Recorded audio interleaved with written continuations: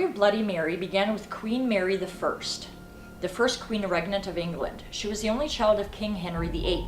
At age 17 began the shame of her own femininity as her father annulled his marriage to her mother, frustrated by the lack of a male heir to the throne. This left Mary separated from her mother, and she was forbidden to even visit her. The king went on to marry his ex-wife's maid of honor, Anne Boleyn, who disappointed him with yet another daughter, Elizabeth. Elizabeth was worried that Mary may interfere with her succession and pressed Parliament to declare her illegitimate, and succeeded. Mary was plagued with terrible menstrual pains and irregularity in her cycles, which later on contributed to her physical and psychological stress.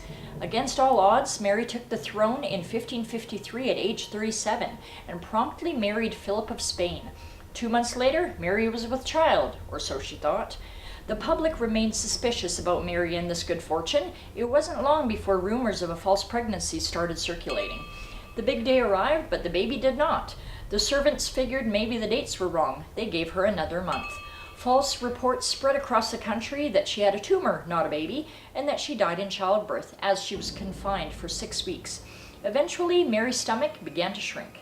At this time, the people of England were divided between Protestants and Catholics.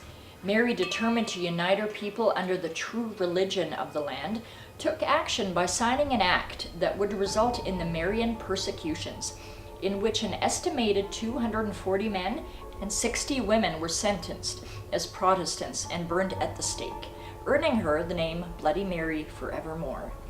Years later, she announced she was pregnant yet again. Her husband also remained unconvinced. Again, it was a false alarm. She was diagnosed with menopause. She died the next year at age 42, presumably of uterine or ovarian cancer.